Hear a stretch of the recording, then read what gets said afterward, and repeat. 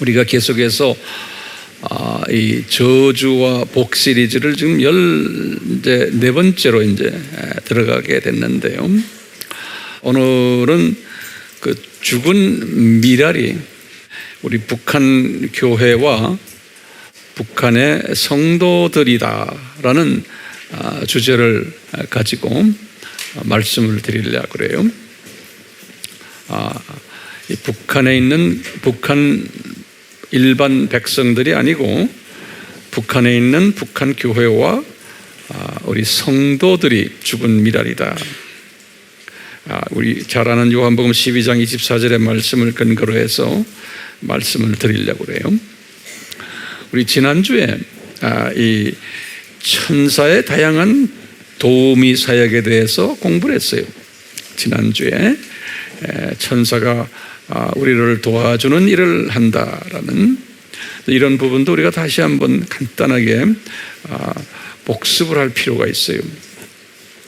그 2분야에서 도와주시는데요. 첫째 분야는 개인적으로 나를 이렇게 도와주는 천사들, 그런 천사들을 우리가 보호 천사들이라 또는 수호 천사들이라 이렇게 우리가 성서에서 배웠어요. 그래서 우리가 다 한 분 한 분이 이런 보호 천사가 우리 삶 속에서 항상 따라다니면은 이제 우리 부모가 이 보호 천사를 혜택을 받으면은 자녀들도 하나같이 혜택 받는다라는 우리 말씀을 지난 시간에 했어요. 그래서 이제 우리가 항상 기억하실 건 성서에서 어떤 사람들이 이런 보호 천사들을 대동하고 혜택을 받았나. 저도 이제 항상 이런 여기 대표적인 몇몇 사람들을 항상 이렇게 묵상을 해요. 그래서 이분들이 이런 혜택을 받았구나. 그러니까 저에게도 주님 주십시오. 이렇게 이제 우리 삶에서 적용할 수가 있거든요. 그러니까 그냥 누구 다 이런 식으로만 하지 마시고 누구 다 하고 성경 구절을 제가 딱 드리면 이것을 외우시면서 묵상하시는 분이 복이 있는 사람이에요. 그래서 이제 첫 번째로 다윗이다. 성경 구절은 지난주에 제가 다 드렸어요. 그 다음에 예수님도 보호천사들이 항상 있었어요. 그 다음에 사드락, 메삭, 아벤느고도, 또 다니엘도, 또 엘리야도, 또 발람, 또 마리아의 남편 요셉에게도, 또 베드로가 감옥에 들어갔을 때 베드로에게도, 복음을 전할 때 바울에게도, 이렇게 보면은 대부분이 어떤 분들에게 이런 보호 천사가 있냐면 사역자들에게, 그 다음에 이제 공동체적으로 또는 국가적으로 도우미 천사들을 주세요. 개인적만이 아니고. 그래서 히스기야 왕이 아수르 왕 산헤립이라고 그래요. 이 아수르 왕이 히스기야 왕이 있는 예루살렘을 침공하려고 예루살렘 가까이까지 군대를 데리고 왔었어요. 그럴 때 이 히스기야 왕이 주님께 간구하시고, 이 히스기야 왕은 우리 이스라엘에서 특히 이 유다 지방, 유다 왕국에서 가장 우상을 섬기지 않았던 훌륭한 왕 아닙니까? 그러니까 이런 분들에게는 꼭 보호 천사들 보내주시는데, 이분 때문에 유대 나라가 보호 천사가 있었어요. 이분 한 분 때, 지도자 한 분 때문에. 그래서 이 천사 한 분을 보내가지고 이 아수르의 군대 18만 5천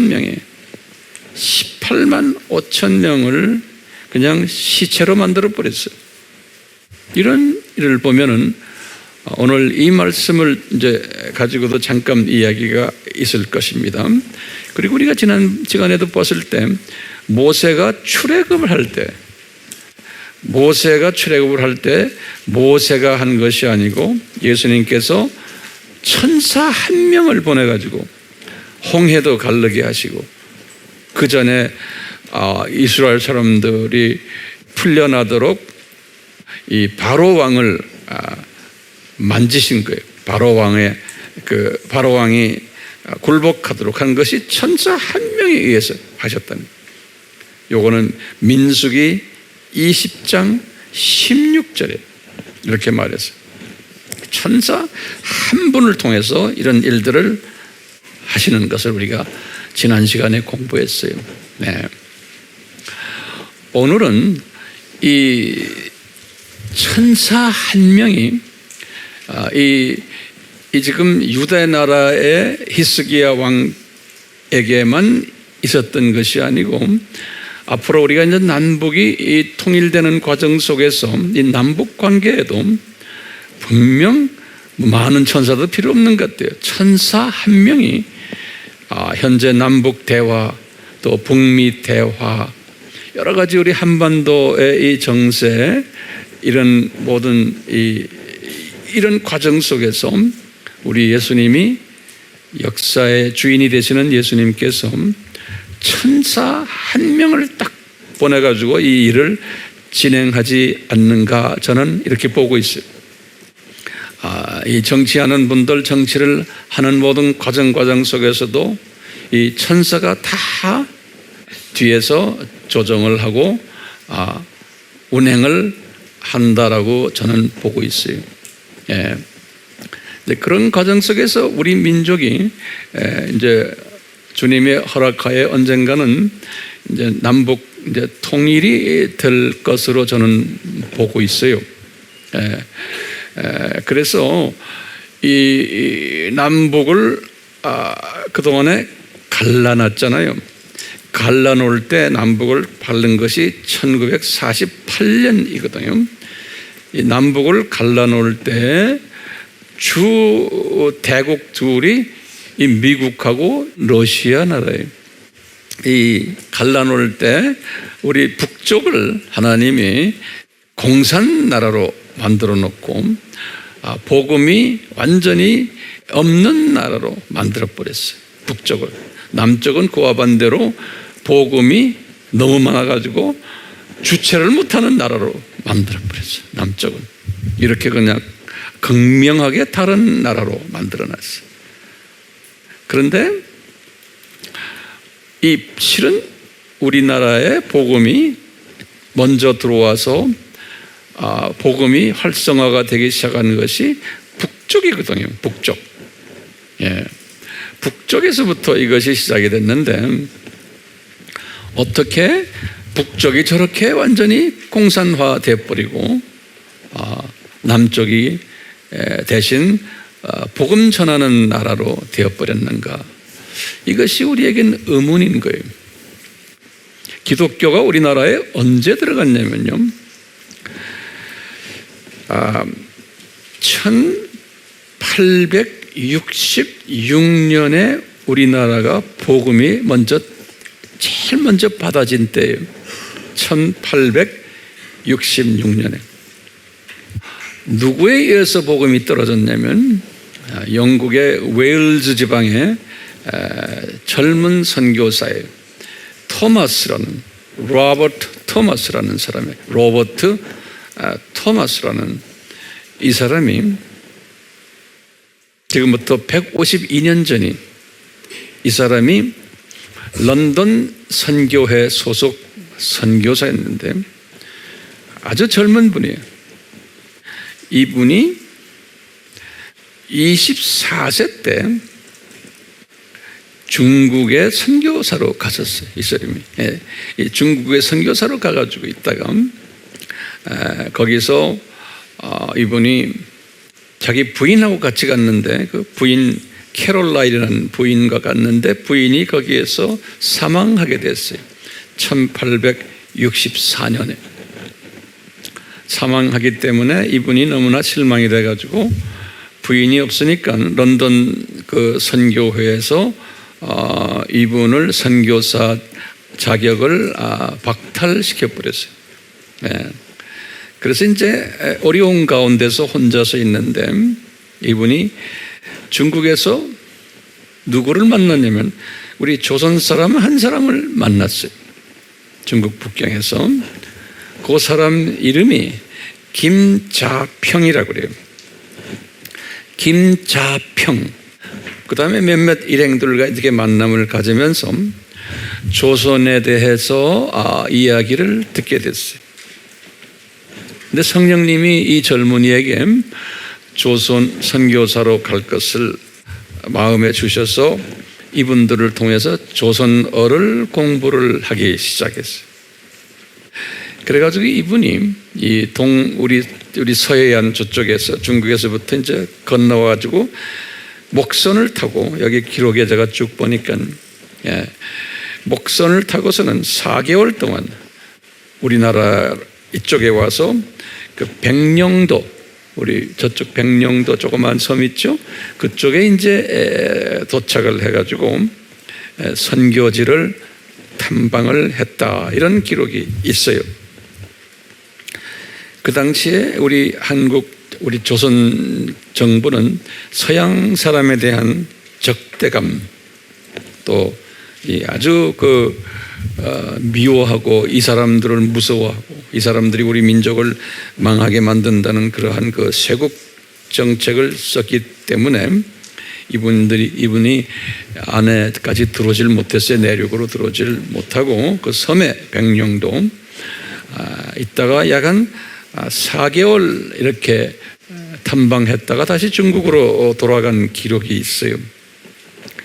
중국으로 이렇게 돌아가니까 이런 이야기를 런던 선교회에서 보고를 받고는 이분을 다시 선교사로 재임명을 해줬어요. 이분이 이 선교를 하면서 어떤 기록에 보면 마가복음을 한국어로 이렇게 한국 사람을 통해서 이제 번역을 하게 해서 그걸 이제 가지고 또 중국 성경, 중국어로 된 성경을 가지고 이제 한국에 이제 들어올 것을 결심을 하고는 이제 1866년에 지금부터 152년 전이에요. 2월 달에 실은 우리나라에는 8월에 들어왔는데 2월에 무슨 일이 있었냐면 그 유명한 병인양요가 있었어요. 1866년 2월 달에 병인박해 그러죠. 병인박해. 유명한 우리 학교 다닐 때 배웠잖아요. 이것은 뭐냐면 이 가톨릭 교인들을 이 합정동에 지금 절두산이라고 그러죠. 가톨릭 교인들을 목을 베어갖고 죽이는 일이 일어났어요. 그리고는 전국적으로 약 한 8,000명의 가톨릭 교인들이 순교를 당하는 이러한 일이 1866년 2월 달에 일어났는데 이 로버트 토마스 선교사가 이 젊은 분이 이 소리를 다 듣고 겁을 내지 않고 그래도 나는 그래도 한국에 들어가겠다, 조선으로. 그때 마침 군함이 큰 상선이 제너럴 셜먼이라는 제너럴 셜먼 배 이름이 오션 라이너, 네임 오브 더 오션 라이너, 배 이름이 상선. 그 배가 이제 평양에 있는 대동강을 따라서 강을 우리 한강처럼 대동강을 따라 쭉 들어가면 평양에 나오거든요. 그 배를 타고서 이제 우리나라로 들어온 것이 8월 달이에요. 1866년에. 그럴 때 이 무역을 하기 위해서 들어온 이 배를 조선 군인들이 폭파시켜 버렸어요. 이 배를 다 파손시켜 버렸어요. 그래서 많은 사람들이 배에서 파손되니까 이 서양 분들이 나와가지고 막 물로 헤엄쳐가지고 육지로 들어갔다가 잡혀가지고 목베임을 당한 사람이 대부분 다라는 거예요. 그럴 때 토마스 선교사도 거기에 같이 잡혀가지고 이제는 곧 목배임을 당하는 그러한 그 순간이 됐다, 이렇게 기록이 되어 있는데요. 이때 이 토마스 이 선교사를 이 목을 베려고 이제 하던 사람이 박춘권이라고 이렇게 기록이 돼요. 박춘권. 이분에게 토마스가 한국어 성경을 이렇게 주고, 마가복음을, 그리고는 예수님의 복음을 간단하게 이제 서투른 한국말 섞어서 아마 전한 모양이에요. 예. 이 박춘권이라는 사람이 이 성경을 자기 조카에게 넘겨줬어요. 이 성경을 자기 조카에게 넘겨줬는데 조카가 기독교인이 되어 버렸어요. 그리고는 이 조카가 중국 선양으로 가가지고 거기에 한국 성경을 번역하는 선교사 한 분이 계셨어요. 그분이 로스 선교사라고 그래요. 그래서 이제 우리나라의 그 성경이 로스 한국 성경이 가장 오래된 성경 중에 하나인데, 이 로스 선교사를 만나가지고 한글 구약 성경을 번역하는 일을 이 조카가 했어요. 그와 같이 또 이 박춘권 이 사람은 나중에 예수님을 믿고는 평양의 안주교회라는 교회의 영수가 되었다, 이렇게 역사책에 기록돼. 영수는 우리 같으면 지금의 안수집사 또는 장로로 보시면 되겠어요. 예. 그리고는 전도자가 된 이야기가 있어요. 이 참수하기 전에, 이 사람이 참수당하기 전에 옆에 다른 그 조선족 군인들도 옆에 있었는데, 참수하기 전에 이 토마스가 자기 참수하는 사람에게는 한국 성경 이렇게 주고, 그 옆에서 같이 돌보는 조선 군인들에게 중국 성경을 주었다, 이렇게 기록이 되어 있어요. 중국 성경을. 그런데 이 사람들이 그 중에 한 12살 먹은 어린 소년에게 중국 성경을 준 거예요. 그 이름이 최치랑이라고 그래요. 아주 유명한 이름이에요. 최치랑, 이렇게 적어 놓으세요. 이 최치랑이라는 소년에게, 12살 먹은 소년에게 중국어 성경을 이렇게 줬는데, 이 소년이 평양의 관리, 평양성 정부 공무원이, 그 사람 이름이 박영식이라는 사람이에요. 박영식 이 사람에게 이것을 다시 이 소년이 그 어른에게 줬어요. 성경을.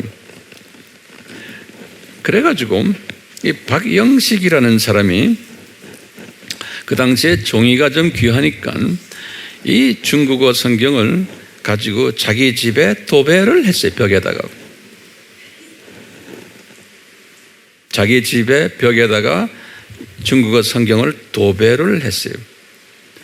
그러니까 이 사람이 자기가 싫든 안 좋든 매일 성경을 들여다보게 된 거예요. 자기도요. 그래가지고 이 사람이 기독교인이 됐어요. 이 사람이 누가요?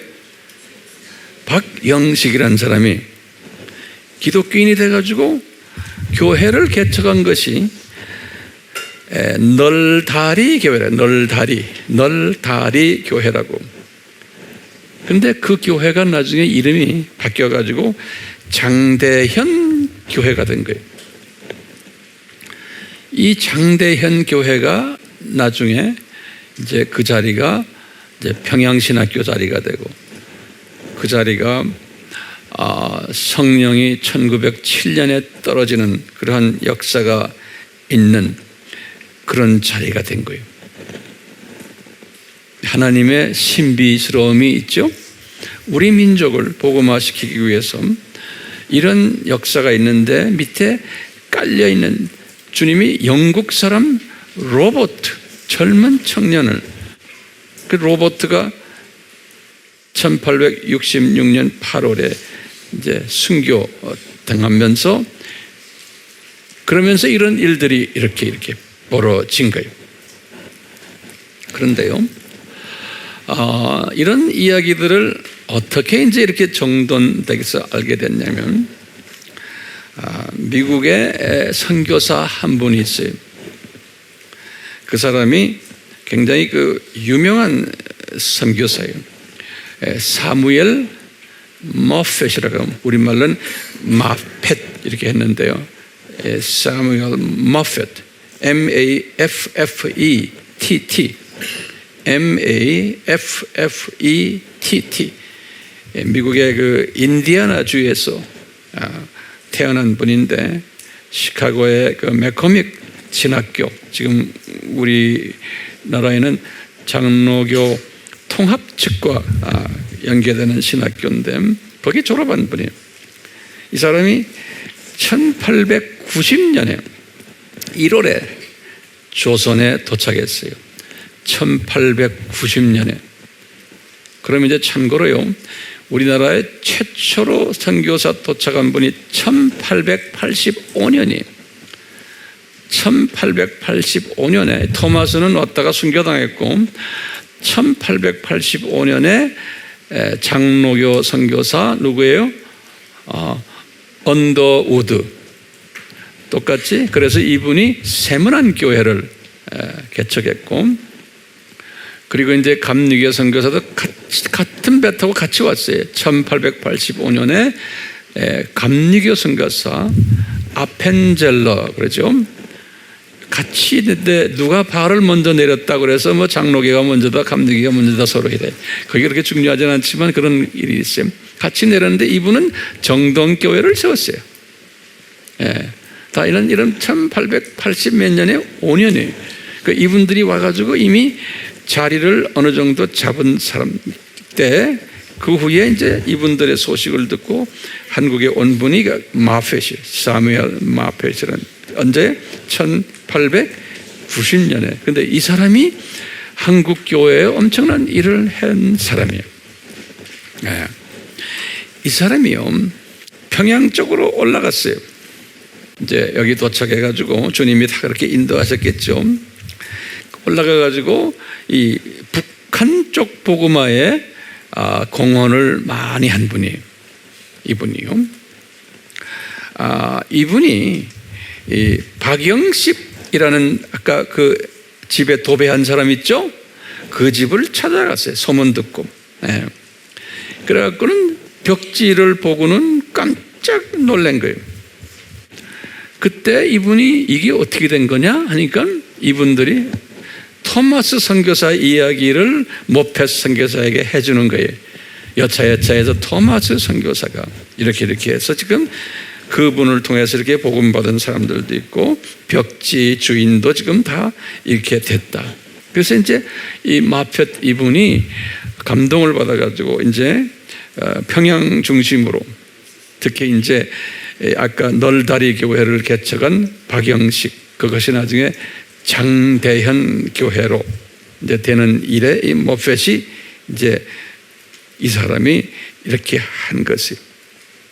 그래서 이 모펫이 1903년에 최초로 평양 신학교를, 장로교 신학교를, 첫 신학교가 1903년에 평양에 신학교를 만들고, 이것이 1924년까지 이 사람이 교장을 했어요. 거기서 우리나라 신학교의 아주 제일 중요한 일을 목회자들 훈련시키는 일에, 그래서 이제 학생이 한 8명 정도 공부했는데 처음에 1907년에 졸업식을 하는데, 그 중에 이제 대표적인 목사님들, 우리 입에 오르내리는 목사님들이 소위 길선주 목사님, 우리나라의 새벽 기도를 만든 분이죠.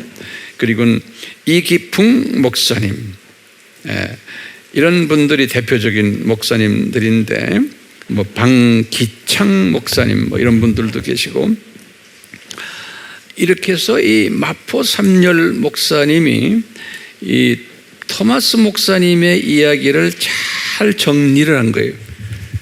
그러니까 항상 어느 정도 교육 수준이 있는 사람이 필요한 거예요. 그래서 이 스토리들을, 이 이야기들을 잘 정리해서 토마스 목사님에 관한 이야기가 이렇게 문서화된 거예요.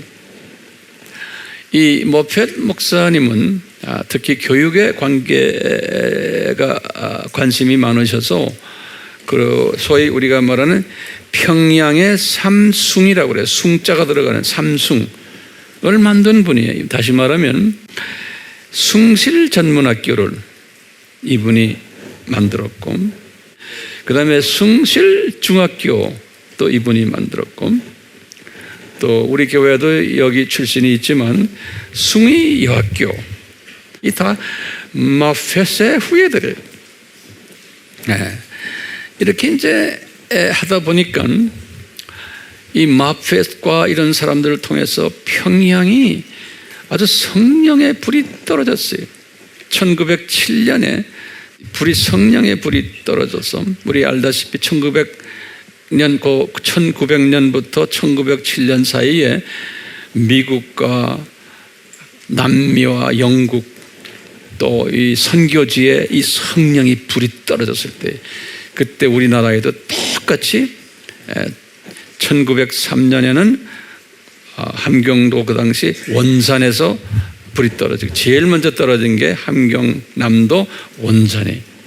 그래서 그 불이 이어져 가지고 1907년에 장대현 교회에서 성령의 불이 떨어져서 북한, 그 당시에 이쪽 북쪽이 교회 성장이 엄청나게 빨라져 가지고요, 이 한국에 있는 선교사들이나 또 중국에 있는 선교사들, 또 일본에 있는 이 모든 서양 선교사들이 평양을 뭐라고 불렀냐면 동양의 예루살렘이다, 이렇게 불렀어요. 그만큼 중국이나 일본이나 또 다른 아시아 지역의 그 성령의 그 운동, 또 교회의 그 발전, 그 속도가 이 평양을 따라가지를 못했다는 거예요. 그래서 이제 평양을 동쪽 끝에 있는 동양의 예루살렘이다, 그래서 신기하게 그렇게 이제 불렀는데요. 그런데 주님의 뜻이 있어서 우리 소련 사람들과 미국 사람들이 우리나라를 갈라놓게 만들어 놓은 거예요. 몇 년에? 1948년에 갈라놓고는 김일성이 이 스탈린에게 가가지고 공산주의를 배워왔죠. 이제 북쪽 절반을 공산당 국가로 만든 거예요. 이 남쪽 절반은 미국에서 박사학위를 따고 온 이승만이 자본주의 나라로 만들고, 그래서 이 미국과 이 소련을 통해서 우리 한반도가 둘로 쫙 갈라진 거예요. 약 70년 전에. 그래가지고는 이 북쪽 분들이 공산당이 뭡니까? 무신론주의, 하나님이 없다, 종교가 필요 없다라는 사상이 유물론 사상이기 때문에 기독교 교회를 다 불태워버리고, 여기 장대현 교회도 다 불태워버리고, 기독교인들을 죽이고 투옥시키고 소외시키고 이러면서 있다가 3년 후에 1950년에 한국 전쟁을 소련에 도와서 일어나게 된 거예요. 우리 알다시피 1950년에 그래서 이제 미국과 유엔의 16개 나라가 이 이 군대와 이제 싸움이 시작된 것이, 이게 우리나라가 3년 가까이 남북 전쟁이에요. 3년 가까이 남북 전쟁 했는데 중국이 또 이제 개입해 가지고 그것 때문에 이제 북한에 있는 기독교인들이 약 어떤 분들은 100만 또는 150만 그래요. 이 북한에 있는 기독교인들이 공산주의가 싫어가지고 이제 탈북을 하는 1차 탈북 사건이, 그래서 우리가 지금 실향민들 그러잖아요. 이 한 150만 명의 주로 기독교인들이 남쪽으로 내려온 거예요. 내려와서 이제 피난민이 된 거예요. 그래서 이분들이 와가지고 남쪽에 영성 운동을 시작한 주체적인 역할을 이분들이 한 거예요. 북쪽 사람들이. 그래서 영락교회도 만들고 충영교회도 만들고 우리나라의 대형 장로교들 다, 그래서 그분들의 제자들이 또 이제 많은 교회들을 만들고, 그래서 이제 우리나라가 이렇게 장로교가 이렇게 급성장하게 된 거예요. 그래서 보면은 그 뒤에서 하나님이 이 평양, 다시 말하면 동양의 예루살렘에서부터 시작해서 하나님의 그 성령님의 불길이 거기에서 시작이 됐는데, 주님의 어떤 때가 돼서 이 동양의 예루살렘 있는 이 북쪽을 완전히 무신론주의 이 공산당이 지배하는 나라로 갈라놓고 70년을 그렇게 만들어 놓은 것이 오늘날까지. 그런데 문제는 성령의 불이 떨어졌던 그 장대현 교회 그 자리에, 토마스 선교사와 다 연결되는 자리에, 그 자리에 김일성이 자기 우상을 거기다 세워놓고 자기 동상을, 그리고 그 주변의 많은 곳에 교회 자리마다 다 무너뜨리고는 자기 동상을 세워놓은 것이, 기록에 의하면 김일성 동상이 38,000개가 38,000개의 김일성 동상이 지금 북쪽에 있다는 거예요. 그게 아마 교회 숫자일 수도 있어요. 그러니까 하나님이 가장 싫어하는 행동을 요분들이 해오고 있어요. 그래서 이런 모든 일련의 우리나라의 역사를 이렇게 보면서 이제 제가 그 이스라엘과 우리와 비슷한 점이 많이 보이는 것을 발견이 돼요. 이스라엘도 조그마한 나라예요. 남북이 갈라졌던 경험이 있는 나라예요. 이스라엘도. 그러다 이스라엘을 주님께서 주후 70년에 저주를 내리셨어요. 주후 70년에 5가지의 저주를 내렸어요. 이스라엘에게. 그 중에 첫째가 뭐죠? 성전 파괴되는 것. 그 다음에 나라를 잃게 되는 것. 또 디아스포라로 만드는 것. 또 영의 눈이 감겨서 예수님 보지 못하는 것. 그 다음에 안티세미티즘, 반유대주의로 만들어놔서 온갖 핍박을 기독교인들에게서 받게끔 한 이 5가지 저주를 받았어요. 이 사람들이 이 저주를 받는 일로 인해서 하나님의 계획이죠. 하나의 미리 민족적으로 죽은 거예요. 미리 죽어버린 거예요. 그러면서 이방인들 중에 하나님의 자녀들을 살리는 일, 하나님의 자녀들이 이방인들이 더 많잖아요. 그래서 그 숫자가 많은 이방인들이 우리가 살아난 거예요. 유대인들 때문에. 근데 언제까지 이것이 이런 일이 있으니까 예수님이 재림 전까지 이런 일이 있을 거라는 거예요. 예수님이 재림 전까지. 그러다가 예수님이 재림이 가까울 때쯤 되면은 요 5가지 죽었던 것이 다시 살아난다는 거예요. 예수님이 성경에 보면 이렇게 돼 있어요. 이 죽었던 5가지 유대인들의 이 저주가 다시 복으로 다시 살아난다는 거예요.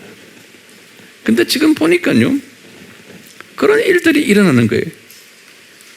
지금 처음에 이 나라가 독립이 돼버린 거예요.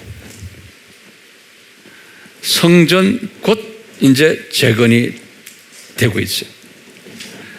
이 디아스포라들이 알리아 운동이라고 그래서 고국으로 돌아오고 있는 거예요. 디아스포라들. 영의 눈이 감겼던 이분들이 눈을 뜨는 메시아닉 주들이 나타나기 시작하는 거예요. 그리고는 반유대주의가 이제는 거의 없어지기 시작합니다. 종교 다원주의로 되면서, 그러면서 이 죽었던, 저주받았던 5가지의 그 아픔이 이제는 복으로 변해드는, 회복되는 이런 시기에 지금 우리가 살고 있어요. 왜냐? 이방인의 하나님의 예정된 숫자가 차가고 있다는 하나의 증거예요. 그러니까 이분들이 이제 고생을, 근 2000년을 고생을 했어요. 우리 이방인 복음화를 위해서. 자, 요 똑같은 패턴으로 지금부터 잘 보세요. 우리 민족을 하나님이 예수님 재림 전에, 다시 말하면 20세기 중반부터 21세기에 우리 민족을 이방인들의 그 복음화를 위해서, 이방인들이 살아나는 일을 우리가 감당하기 위해서 이 마지막 때에 사명을 받은 민족으로 우리는 보는 거예요. 유대인들은 2000년 전부터 쭉 이 사명을 해왔고, 우리는 마지막 때 요 유대인과 비슷한 사명을 하도록 우리를 하나님이 사용하신다고 저는 봅니다. 그래서 우리 민족도요, 똑같이 지금 이 5가지의 죽는 경험을 우리 민족에게 지금 하셨어요. 뭐냐? 교회를 파괴하는 거. 이 북조선을 보면요, 이 파괴하는 일을 하고, 나라를 잃게 한 것은 기독교인들이 나라를 지금 잃고 다 남쪽으로 내려와 버렸어요. 디아스포라가 생긴 건 봅니다. 지금 탈북자들이 예전에도 있었지만 이번에도 계속해서 디아스포라가 나오는, 그 안에서 사람들이 뛰쳐나옵니다. 눈이 감긴 거예요. 북한도 눈이 감겨서 예수님을 못 보는 거예요. 그 다음에 이 안티세미티즘처럼 안티 기독교 그룹이 그 안에 많다. 이렇게 우리가 이제 5가지도 우리 북조선에도 이런 것들이 있는 거예요. 자, 그런데 이 70년 동안 이 북한의 이 정권이 하나님이 다 계획 안에서 세워놨지만 이런 악한 일을 하니까 하나님께서 그 땅을, 그 민족을 저주를 했어요. 그 안에 하나님의 백성들은 구루터기로 남아있는 거예요. 그 안에 이 70년 동안 그 또 남은 자들로 숨겨져 있어요. 북한에도. 그런데 그 전체 나라를 하나님이 저주를 해버렸어요. 왜냐? 그 나라는 지금 우상이 얼마나 많아요? 김일성 동상만 38,000개가 있어요. 교회를 다 무너뜨리고. 그러니까 하나님이 저주할 만하죠. 그래서 제가 딱 보니까요, 우리 모세가 신명기 28장에 15절에서부터 68절까지 이스라엘 사람들이, 하나님의 백성들이, 이스라엘 사람들이 우상을 섬기면은 어떤 저주가 내릴 것을 말씀하신 것이 있어요. 그래서 이스라엘 사람들이 이 저주를 그대로 받았어요. 똑같이 우리 북조선도 이 저주를 그대로 받았는데, 제가 딱 보니까 한 10가지 저주를 받았어. 내가 보니까요, 10가지 저주를. 그래서 노트에 한번 적어보세요. 첫 번째는 성읍과, 다시 말하면 성읍이라는 건 마을의 도시, 들과 광주리, 창고, 양떼들, 이런 게 다 저주를 받았어요. 16절에서 18절에 보면. 그리고는 두 번째는 들어올 때나 나갈 때 저주를 받는다. 19절에. 세 번째는 내 손이 가는 데마다 모든 일에 저주가 있다는 거예요. 20절에 내 손이 가는 데마다 저주가 있다는 거예요. 20절에 그 다음에 네 번째로는 전염병이 있고 폐병이 있고 열병이 있고 종기, 괴혈병 보면은 21절에서 22절 또는 27절 우리 북한에도 지금 다 이런 게 있어요. 그 다음에 다섯 번째는 땅이 저주를 받아요. 땅이 저주를 받아가지고 비가 아무리 와도 농사를 짓질 못해요. 이 땅이 재와 티끌로 바뀌어져가지고 23절에서 24절에 그리고는 여섯 번째로 대적이 왔다가 한 길로 치러왔다가 일곱 길로 도망가는 그러한 저주에 25절에 일곱 번째는 사람들이 시체가 많아가지고 잘 먹질 못해가지고 완전히 굶어 죽어가지고 시체가 돼서 공중의 새들이 땅의 짐승들이 먹게 된다는 거예요. 우리 북한도 300만 명이 이런 죽음을 당했어요. 요 근래 26절이. 여덟 번째는 이 아들들과 딸들이 사로잡혀서 다른 백성에게 팔린다 그랬어요. 32절과 41절과 68절에 32절, 41절, 68절에 지금 우리 북조선 사람들이 이걸 지금 당하고 있어요. 중국에만 지금요 약 한 20만 명의 우리 사랑하는 딸들이 중국 남자들에게 팔려가지고 지금 어려움을 당하고 있죠. 우리가 그분들을 공주라 그러잖아요. 이게 지도자 하나의 잘못 때문에 백성이 이렇게 고생하고 있는 거예요. 그뿐입니까? 큰 나라의 지금 노동자들, 북한 노동자들 열악한 환경 속에서 소련에도 벌목을 하는 우리 북한 노동자들 있어요. 꽤 많아요. 소련 나라에도 시베리아 쪽에 그분들은 예를 들어서 미화 100불을 받으면 100불 더 받죠. 한 200불 정도 받으면 자기는 한 20불밖에 못 받아요. 전부 다 공산당에다 줘야 돼요. 거기서 많은 사람들이 벌목하면서 그 시베리아의 그 추운 데서 얼어 죽고 여러 가지 어려움들을 당하고 있어요.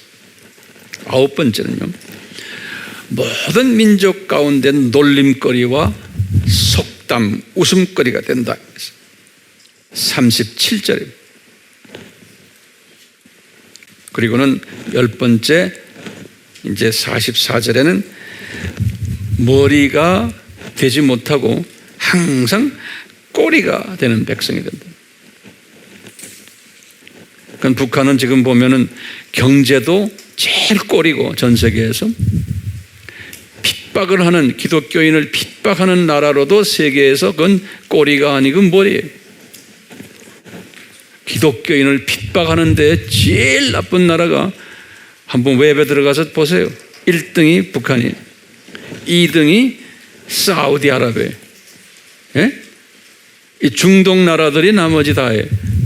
근데 이슬람은 그렇다 치더라도 우리 민족이 세계에서 선교도 제일 많이 하지만 이 선교에 반대되는 일을 제일 많이 하는 나라가 저 북쪽 우리 형제 자매들이.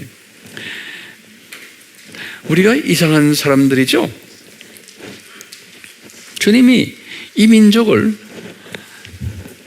북쪽은 저렇게 만들어 놓고는 남쪽을 딱 보면요 10대 복을 줬어요.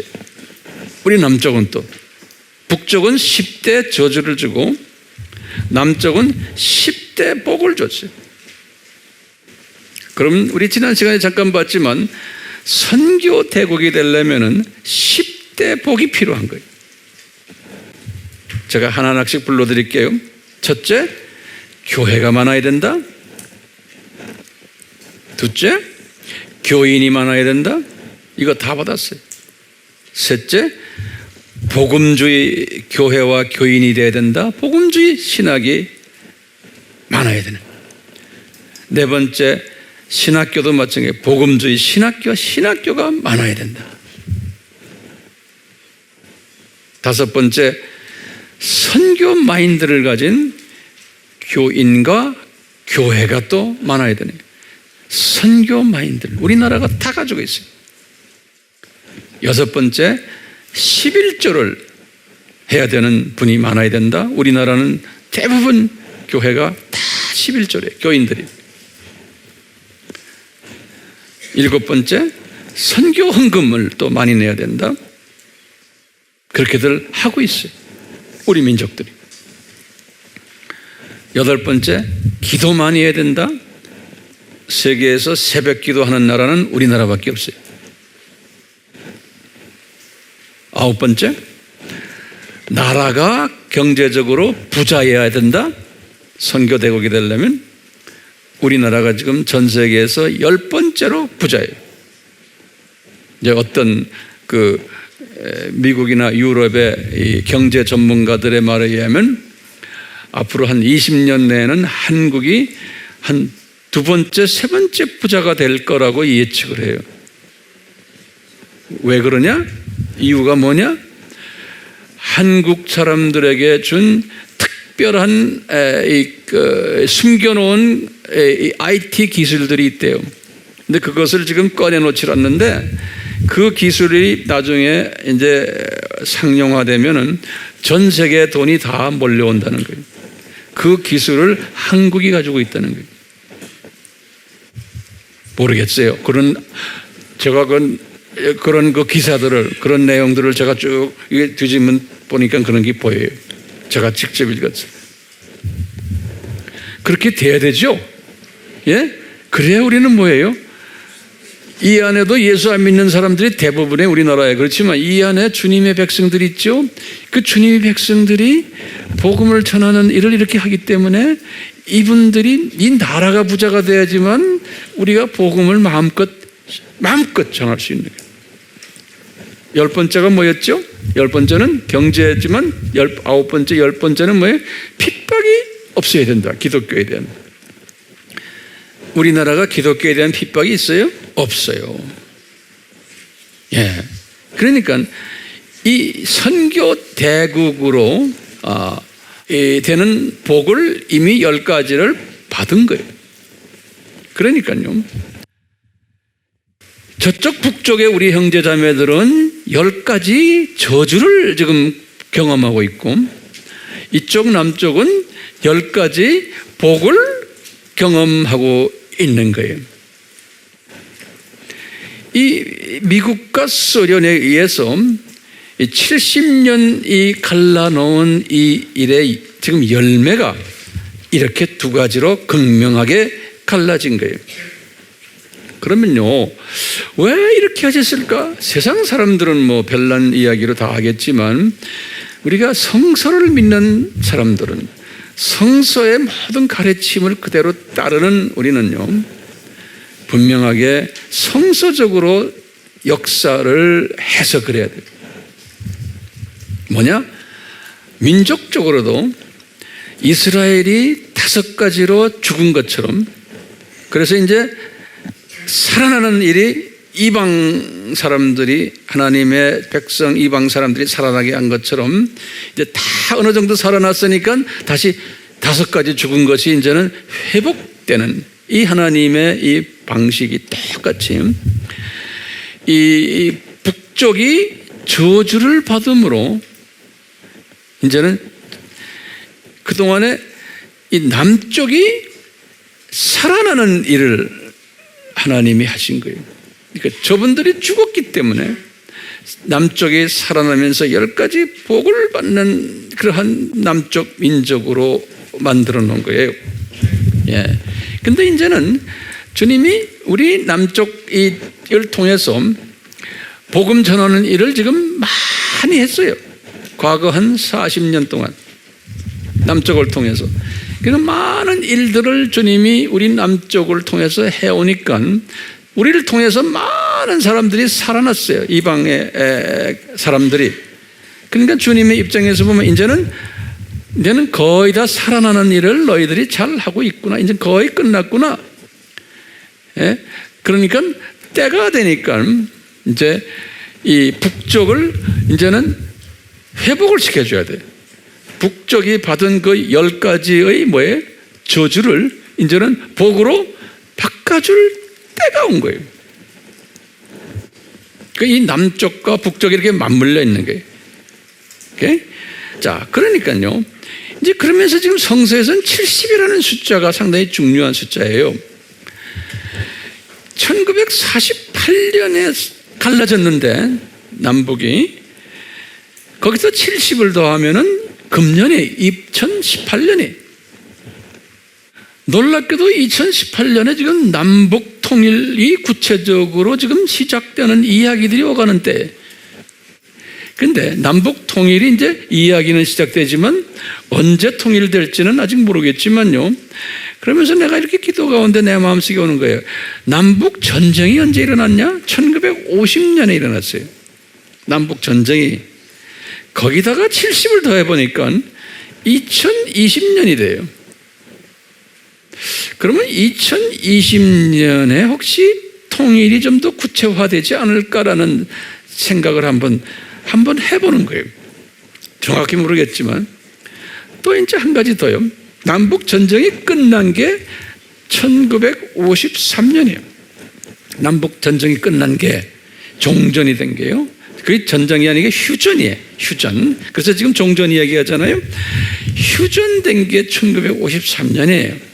그러면 여기다가 70년을 한번 더 해보니까 2023년이에요. 많은 그 예언가들이 우리나라 말고 이제 여러분들 가끔 웹에 들어가서 나오지만 이 많은 내가 이제 이번에도 미국에 가고 카나다에 가면 이제 미국 쪽에 이제 이런 거 전문으로 예언가들이 이야기들 내가 이렇게 들어보면요. 2023년이 예수님의 공중 나팔 소리 들리는 해가 아닌가라고 보는 사람들이 꽤 있어요. 나는 거기에 대해서 어떻게 믿어도 되고 안 믿어도 되고 나도 잘 모르니까요. 네. 근데 이런 이야기들은 항상 있어 왔으니까. 그렇지만 우리 민족적인 측면에서 볼 때 남북 전쟁이 휴전이 된 거기에서 70을 더해 보면 2023년에 그러면 분명히 우리 한반도에 2023년쯤 되면 무슨 획기적인 무슨 일이 일어나지 않을까라고 한번 짐작을 할 수 있죠. 네, 그냥 짐작해 보는 거예요. 예, 그러니까 우리의 일은 뭡니까? 우리 민족이 남북 통일이 되려면은 우리 할 일은 뭐예요? 우리는 크리스찬으로서 남쪽 크리스찬으로서 뭘 해야 돼요? 이방인들이 복받도록 우리가 계속 해나가는 일밖에 없는 거예요. 이방인들, 우리와 다른 이방인들이. 그러면 우리나라가 어떻게 통일이 가능할까? 이게 남북이 지금 이 여러 가지 복잡한 상황 속에서 그러면 내가 아까 우리가 저 아수르의 그 군대를 죽였던 그 사건을 보면 분명히 우리 한반도에 우리 남쪽에 있는 하나님의 종들 가운데 히스기야 같은 종이 많아요. 우리나라예요. 그렇기 때문에 주님이 분명히 우리 이 한반도에 아주 왕초 천사 한 분을 딱 여기다 배치시켰을 것으로 저는 믿고 있어요. 예. 그 천사가 지금 우리나라 남북회담, 트럼프와 아무개 회담, 트럼프와 문 대통령 회담, 남북의 무슨 이게 우리나라 여당과 야당 서로 싸움하고 천사가 딱 들여다보고 예수님이 딱 들여다보고 씩씩 웃으시고 아마 그러고 있을 거예요. 예? 그러니까 저는 TV를 봐도 뉴스 이제 안 봐요. 그거 봐야 뭐가 재밌습니까? 잠깐 어떻게 돌아가나 큰 덩어리만 하나 보고 난 자세하게 안 봐요. 우리 교인들 이제 그런 거 보지 마세요. 거기에 빠져가지고 있지 마세요. 그거는 이 세상 사람들이 이 큰 그림을 지금 향해서 가는데 지금 구석구석에서 지금 하나님이 사용하는 걸 사용받고 있는 거죠. 그 안에 깊이 들어가서 이게 뭐 이러냐 저러냐 이러면 안 돼. 큰 그림 속에서 그냥 가는 거예요. 그 목표를 향해서 가는 거예요. 가는 걸 딱 위에서 내려다보고 있으면 되는 거예요. 이 남북이 통일이 되려면 나중에 이제 분명히 이 왕초라면 좀 말이 이상하지만 천사가 북한 그거 지금 무너뜨리려면 하루아침에 무너뜨려요. 이 군대 장관 한 천사가 여리고성 그냥 쉽게 무너뜨렸어요. 이 천사가 아까 봤죠? 출애굽하는 애굽 군대 그냥 한 번 그냥 손봤어요. 18만 5천 명의 군인 하루아침에 다 그냥 즉살시켜버렸어요. 그러니까요. 이건 믿으세요? 이건 믿으세요? 이건 믿으셔야 돼요. 북조선이 지금 뭐 장사포 뭐 어떻고 뭐 탱크 뭐 어떻고 지금 뭐 핵무기 어떻고 웃기지 말라죠. 천사 하나가 가서 잠깐 날개만 한번 탁 치면 끝나요. 예. 우리는 이 믿음을 가진 사람들이 지금 이걸 가지고 서로 뭐 핵무기 저쪽거나 일을 하기 위한 자리매김을 위한 남북 통일을 위한 하나의 도구로 그냥 지금 사용받고 있는 것뿐이죠. 때가 되면 이 공산 정권은 무너져야 돼요? 안 무너져야 돼요? 무너져야 되는 거예요. 그리고는 장대현 교회 그 자리에 이제 오리지널 우리 교회가 세워져야만 되는 거예요. 회복이 오게 돼 있어요. 그냥 우리는 기다리기만 돼. 그런데 어떻게 기다려요? 그냥 뭐 가만히 있으면 돼요? 아니죠. 우리 할 일이 뭐예요? 우리는 이방인 충만한 수가 들어오는데 참여하는 자가 되어야 되는 거예요. 그렇게 안 해도 괜찮아요. 그런데 요 한반도 안에 거기에 참여하는 자들이 있어요. 요 사람들이 귀한 사람들인 거예요. 예수님이 보실 때도 우리 교회가 이 일에 적극적으로 100% 우리가 거기에 지금 투자하고 있잖아요. 그러니까 여러분들은 이 우리가 가는 방향에 여기에 매달려서 따라오는 것만 해도 이건 엄청난 복받은 사람들이요. 자, 그러면 마지막으로 우리 한마디 질문 한번 던져볼게요. 지금 이런 가운데 우리 예수님께서는 우리에게 우리 민족인 저 북조선의 저 고생한 분들, 그러니까 지금 과거 70년 동안에 이거 좀 꼭 우리가 정확하게 정리합시다. 70년 동안에 누가 가장 고생을 했어요? 수고한 사람? 우리 남쪽에 있는 선교사들이에요? 아니에요. 남쪽에 있는 기독교인들이에요? 아니에요. 뭐 선교사들 고생합니다. 예, 고생이 심하죠. 타문화권에서 일하니까. 그렇지만 누가 진짜 고생했어요? 누가? 그냥 북한에 있는 민족이 아니에요. 북한에 있는 크리스천들이. 거기다 적어놓으세요. 북한에 있는 그루터기들이, 또 북한에 있는 남은 자들이, 요 사람들은 이미 수십만 명이 죽었고 투옥됐고 지금도 투옥 상태가 있는 게 보통 한 20만 명이라고 그러잖아요. 그 안에서 이 사람들의 고생은 말도 못하지만 이 사람들은 진짜 복 있는 자들인 거예요. 지금 낙원에 올라가면 엄청난 높은 위치에 분명히 있을 거예요. 왜? 이 사람들의 그 희생으로 말미암아 이 남쪽의 하나님의 자녀들이 이방인 숫자를 채우는 일에 동참케 한 거예요. 이분들의 죽음으로 인해서. 그래서 이제 남쪽에서 이제 이런 일들을 어느 정도 하니까, 어느 정도 이제 숫자가 이제 어느 정도 차가니까 주님이 이제는 남북을 이제는 하나로 만드는 일을 지금 작업을 하시는 거예요. 이제 이스라엘의 5가지가 정리되는 식으로. 이제 이 작업을 시작할. 이 말은 뭐냐면, 이제 이방인의 추가, 한국 사람들을 통해서 복음화가 돼야 되는 이방인의 숫자가 어느 정도 차가고 있구나. 한국 사람들을 통해서. 이것을 우리가 짐작할 수 있는, 이 남북이 지금 이렇게 통일 운동이 일어나는 걸 보니까, 그러면서 지금 북한에 있는 그루터기들의 후손들, 남은 자들의 후손들이 거기도 좀 있지만 일부를 끄집어내서 중국으로 보냈다가 우리 쪽으로 보내는 거예요. 그러니까 우리가 그 숫자는 많지 않지만 그 후손들을 우리가 이제 말씀으로 위로해 주는 거예요. 당신들 수고했다. 위로라는 말보다는 소망을 주는 거예요. 말씀으로. 이 세상이 우리 본향이 아니다. 우리는 저 고향으로 갈 사람이야. 그러니까 이 말씀을 다 배워서 당신들 고향으로 다시 들어가서 거기에 있는 이 구루터기들, 지금 하늘밖에 쳐다보지 않고 있는 그 사람들에게 말씀으로 소망을 집어넣어주고 격려시켜주는 일을 당신들이 해라. 우리가 당신들 이 부분은 성서적으로 조금 아니까 여러분들에게 가르쳐 줄게. 우리가 직접 못한다. 당신들이 해라. 그래서 주님이 이 사람들을 우리 주변에다 지금 붙여주고 있는 거예요. 왜 이렇게 지금 남북 문제가 통일 이야기 나오고 이런 것이 왜 이러느냐? 이것을 지금 우리는 이런 시각으로 한번 보면은 이 세대를 내가 똑바로 볼 수가 있다고 저는 생각해요. 조금 보이세요? 그러니까 우리가 뭐 해야 되는지 아시겠어요? 예?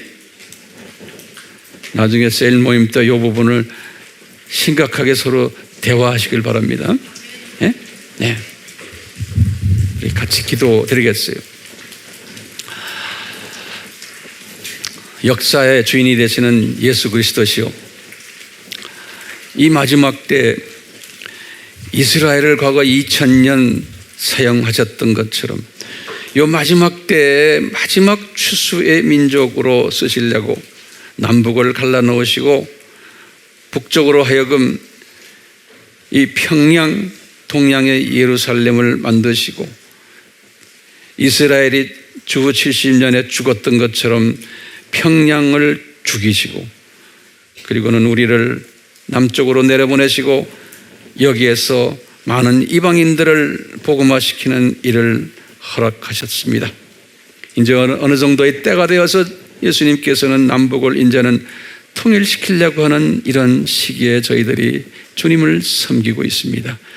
바로 그는 우리 모두에게 지혜 위에 지혜를 허락하셔서 우리가 살고 있는 이 세대가 어떤 세대고 이 모든 이 세대에서 일어나는 일들을 잘 감지하며 영적으로 내가 지혜를 가지고 소화할 수 있는, 소화만이 아니고 행동으로 나갈 수 있는 우리 모두가 되도록 은혜 위에 은혜를 베풀어 주시옵소서. 예수님의 이름으로 기도드리옵나이다. 아멘. 지금 이 시간은 우리 주 예수 그리스도의 무한하신 은혜와 하나님 아버지의 극진하신 사랑하심과 성령님의 끊임없이 가르쳐 주심과 깨닫게 하심과 순종케 하심이 우리에게 항상 있기를 예수님의 이름으로 축원하옵나이다. 아멘.